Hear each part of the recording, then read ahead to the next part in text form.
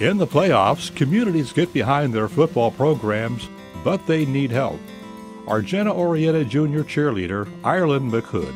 As cheerleaders, it's really exciting to be able to stand behind the boys and support them through the journey. And like you said, it's not just an experience for them, but for us as well. And it's not very often that we'd get to experience something like this, so it's really cool. We decorated the football players' cars with like the window paint. We went to the businesses around town. It's really nice seeing everybody come together to help support our boys in our school. It's just really cool.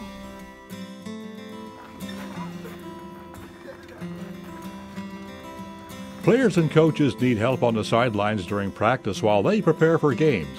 St. Teresa's senior manager, Mason Adams. I do everything from on the ball boy during the games, but we set up for every practice, tie players' shoes, stuff like that, the stuff that no one really wants to do. It's not always the most glorified gig, but I wouldn't trade it for the world. For me, it's really all about the memories and the experience. Not a lot of people have the opportunity to do what I'm doing for a team this successful.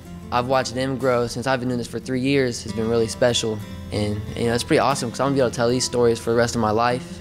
And I got a lot of people proud of me. It makes it all pretty special to be a part of.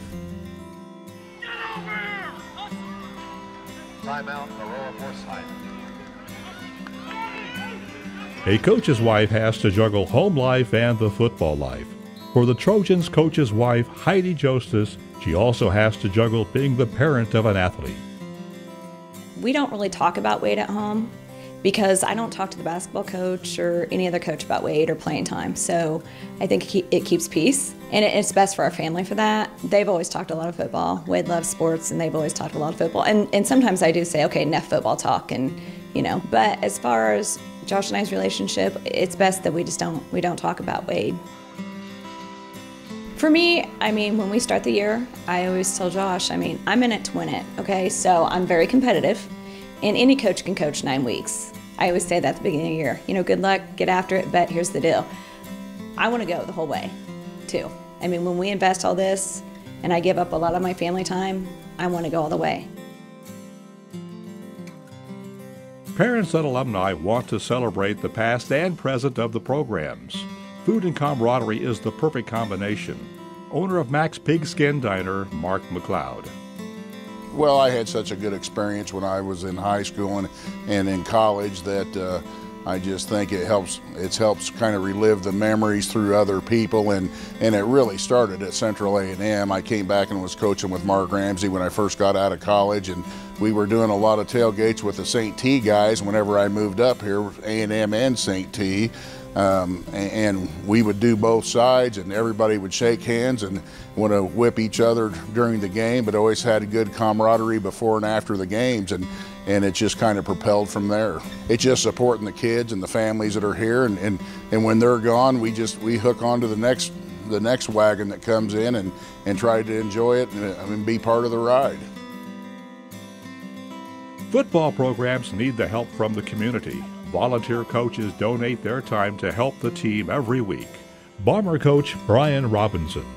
It's a blast. I'm involved I'm on the sideline for my son's senior year, and again, to have a senior year like this is, who wouldn't dream of it?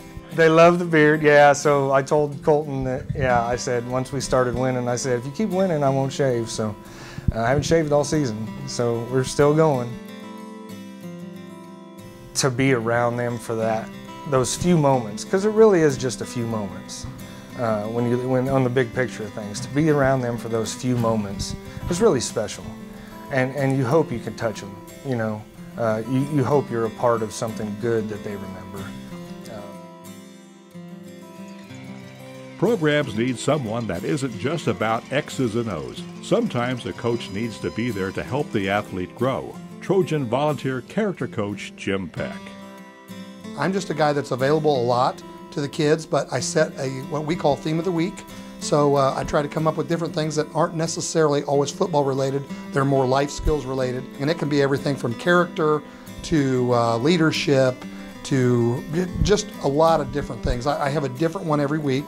And with us, we're very fortunate that I generally have to come up with 14 themes of the week. But the biggest thing I think, as a character coach is I'm the biggest cheerleader these kids have got. And I show that on Friday night and Saturday. I'm the first guy on the field to try to, really cheer them on and let them know when things are going good. And when things are going bad, I'm usually one of the first guys there to try to pick them up and say, hey, don't worry about it. Hit the reset button.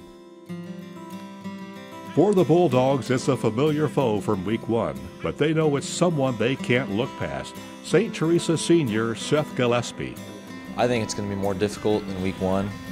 They were missing some people. We had that edge over them, and we don't want to overlook them. They're a really tough team. Their record doesn't show that as much, but we definitely know that they're a really good team, that if we don't show up to play, that they're going to send us home.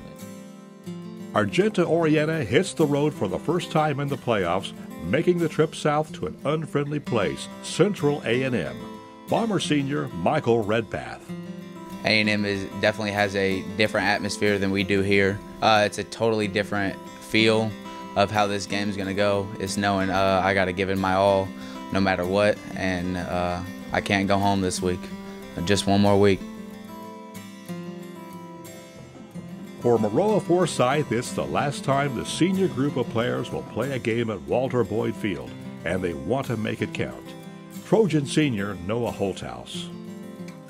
Honestly means everything to us. Just having that last home game is, it's just really a great feeling. Unfortunately, we couldn't get in semifinals, which we did last year, but it's awesome having in the quarterfinals, and it's just the community we have at a home game. The environment is amazing, and it's just really supportive. The Trojans, the Bombers, the Bulldogs, fighting to get one game closer to Champaign and stay unbeaten.